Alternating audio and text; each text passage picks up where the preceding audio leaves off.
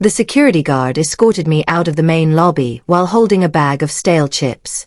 It was the most humiliating afternoon of my entire life, but I knew the story was far from finished. This whole mess actually started 9 years ago in a tiny apartment with a broken microwave and a laptop that sounded like a dying animal. I was exhausted, but I was building something massive.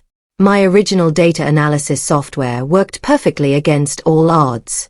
Within 2 years, my crowded living room transformed into a chaotic tech headquarters full of brilliant engineers.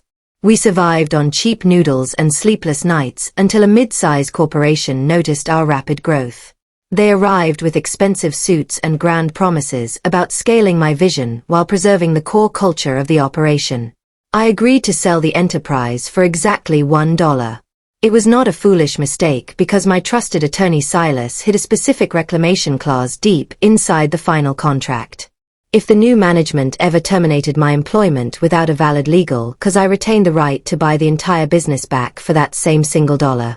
The buyers never noticed the small print. After the acquisition, I transitioned into the role of chief strategist while the new corporate executives took control. The new financial officer Preston possessed a massive ego backed by a fancy business degree. The marketing director Savannah immediately started changing everything around the office. She claimed our technical data felt far too aggressive for contemporary corporate branding and needed a softer touch. The new leadership team gradually erased our history.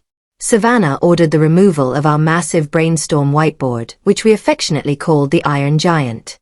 That board contained years of late-night sketches and engineering breakthroughs.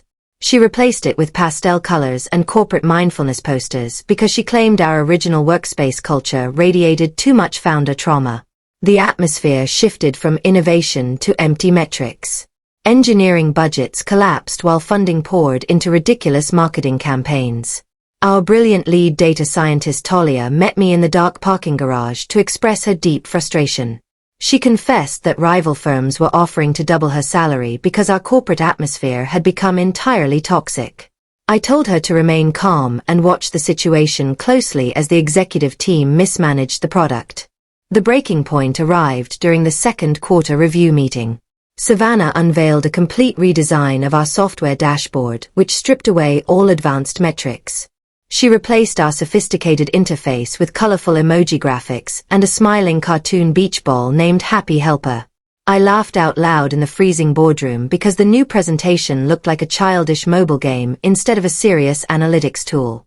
Preston glared at me with intense anger and asked if I found the decline of the firm amusing. I responded that the new direction was a complete tragedy. Savannah remarked that the company needed to evolve past simple founder sentimentality to reach maximum efficiency. Preston then suggested to the board members that my strategic vision no longer aligned with the future goals of the corporation. I drove home in absolute silence that evening, feeling completely detached from the situation. I contacted Silas during the middle of the night and instructed him to prepare the necessary legal documents. We knew the corporate executives would make a drastic move very soon. I pulled the original sales contract from my filing cabinet and read the protective clause over and over until dawn. The executive team began targeting my original staff members. They fired our brilliant user experience designer Vance without warning, and security escorted him from the premises. 3 of our best software engineers resigned before lunch the next day in solidarity. Preston claimed these decisions were necessary for corporate streamlining, but the entire engineering floor became a ghost town within a single week. A young product assistant named Cody quietly knocked on my office door later that afternoon. He was visibly shaking and revealed that he saw the upcoming layoff list on a shared drive. The executives planned to terminate my contract before the next investor meeting to demonstrate their complete independence from the original founder. I thanked him for the brave warning and remained completely calm.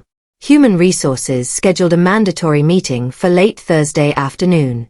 I entered the conference room to find Preston and Savannah sitting together looking incredibly pleased with themselves.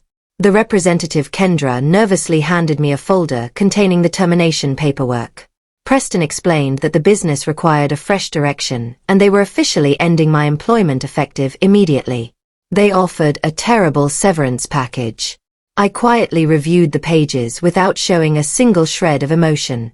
Kendra requested my security badge and corporate laptop before escorting me directly to the elevator.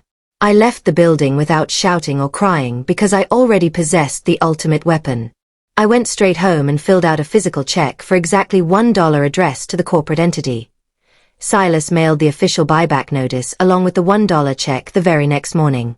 The corporate general counsel Nadine discovered the document on Monday and immediately called an emergency session with the executives. She explained that Section 14 was entirely valid and enforceable because the parent corporation never legally finalized the original merger. The legal entity still belonged to the original founder. Panic quickly spread through the executive offices as major clients learned about my sudden departure. A massive healthcare conglomerate named Medscope froze their multimillion-dollar contract within 48 hours. Our oldest enterprise client Chloe announced on social media that her firm only trusted my specific leadership.